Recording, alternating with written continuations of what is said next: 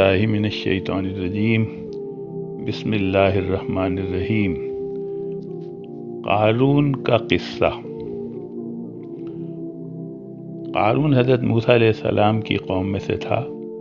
یہ ایک بہت دولت مند شخص تھا۔ یہ اتنا دولت مند تھا کہ آج بھی دولت کی مثال کے لیے قارون کی دولت کی مثال دی جاتی ہے۔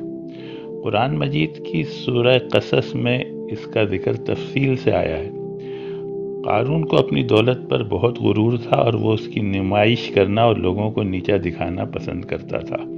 اس کی دولت اتنی زیادہ تھی کہ اس کے خزانوں کی چابیاں زور آور مزدور بمشکل اٹھا پاتے تھے۔ قوم کے اچھے لوگوں نے ایک مرتبہ اسے سمجھایا کہ تکبر نہ کرو کہ اللہ ایسے لوگوں کو پسند نہیں کرتا۔ تم کو جو مال اللہ نے دیا ہے اسے اللہ کی راہ میں خرچ کرو تاکہ آخرت کی بھلائی حاصل ہو۔ اس نے جواب دیا کہ میں راہ خدا میں کیوں خرچ کروں؟ یہ مال مجھے میری قابلیت کی وجہ سے ملا ہے۔ اس نے نہ صرف اللہ کی راہ میں خرچ کرنے سے انکار کر دیا بلکہ اپنے مال سے ایسے کام کرنے لگا جس سے لوگوں میں خرابیاں اور فساد پیدا ہونے لگے۔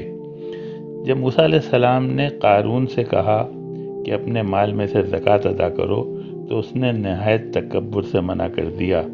سورہ قصص میں آتا ہے کہ اللہ نے اسے زمین میں دھنسا دیا۔ روایت میں آتا ہے کہ جب وہ دھنسنے لگا تو اس نے چیخ کر موسیٰ علیہ السلام سے کہا کہ تم میرے مال کو حاصل کرنے کے لیے مجھے مار رہے ہو۔